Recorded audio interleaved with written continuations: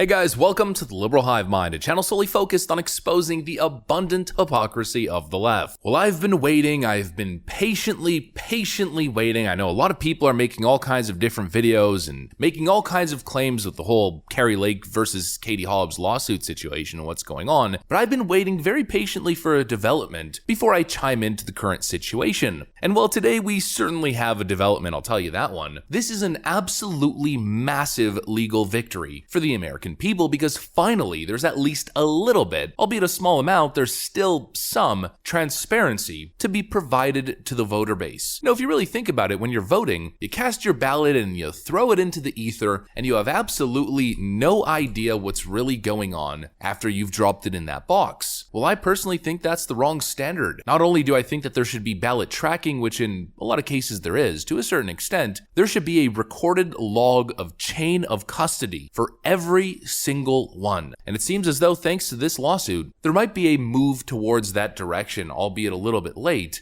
And of course, more in the aftermath, we're finally getting access. And this goes to show how incredible Kari Lake is, just how much of a fighter she is. We've got some good news to cover out of the state of Arizona today. We still want to keep our expectations in check, but let me show you guys exactly what's going on. We got some stuff to get into, so let's roll the tape. All right, folks, so this can only be described as a major victory for Kari Lake against Katie Hobbs. Judge officially rules that Republican Kari Lake has the right to inspect ballots in lawsuit. A judge has handed down a portion of a ruling for Kari Lake's lawsuit against Katie Hobbs. Lake has asked for the court to inspect 50 random Election Day ballots from 6 voting locations in Maricopa County and 50 ballots that were marked spoiled on Election Day. She then asked the judge if her representative would be allowed to copy and photograph the inspected ballots. Judge Peter A. Thompson ruled on Friday night that Lake has the right to inspect these 150 ballots, but her representative can't copy and photograph them. The inspection is set to begin on Tuesday morning. Lake's lawyer previously said that the number of illegal votes cast in the election exceeded the vote margin between Lake and Hobbs. Now, the last sentence of the article I'll have to ignore because of YouTube's TOS, but this is a victory into transparency. Does it go far enough? Absolutely not. But it's going to give us some key insights into the ballot breakdown. And for some reason, Katie Hobbs' team was fighting vehemently to restrict access to these ballots. Even if it's just 150, the question is, why were they fighting so hard to deny the American voter and the Arizonan voter what I view as basic transparency? I mean, let's talk about an honest democracy for a second. Democrats are always going on and on virtue signaling, but when it really comes to it and when the American people have questions, Democrats are the first people to fight that those questions remain unanswered. That doesn't seem honest to me at all. Quite the opposite. That seems dishonest. And this conversation, this discussion has been dishonest from the start. You know, there's a whole lot of claims. Some of them seem a little ridiculous. Some of them are valid questions. Yet every single time anything is brought up, it's never countered by the Democrat side with facts, reason, details. It's, you're crazy, you're deranged, you're a lunatic, this is a conspiracy theorist, you're a threat to democracy, and your voice should be stifled. That is the response every single time, but the response should be, to the benefit of the American people on both sides, basic transparency. And this is the first step towards that. It doesn't go far enough because 150 ballots is a pretty damn small sample size. It's a sample nonetheless, but if you ask me, I mean, at this point, with all the technology that we have, there should be a log and a connection for every single vote. I don't think that's too much to ask. In fact, it's probably not even all that complicated to implement. And the only proper way to implement such a system would be on the blockchain, to create a fully transparent, fully decentralized system that logs and registers each and every single citizen and the ballot that they cast by a unique identifier code, meaning every single one can be absolutely confirmed as a lawful individual participating in democracy, and you can have a connection which can then be audited. It's nearly impossible to conduct a proper audit within the current framework or the current system, because that chain of custody is hard to follow, and there's hundreds of thousands, if not millions of ballots, whether it's county-wide or statewide, and it's nearly impossible to painstakingly identify each and every single one, then who the individual behind that ballot is, and whether or not the process was conducted effectively, or, of course, lawfully. You know, there needs to be some sort of reform here that gives people trust back into the system system. That's the most important thing to preserving democracy. If the Democrats really cared about that outside of their political rhetoric buzzword nonsense, if they really cared about democracy, then they would be advocating for absolute full transparency to know unequivocally that the system is totally legitimate. Democrats claim that the current system cannot and should not be questioned. It is without fault. But we have seen time and time again,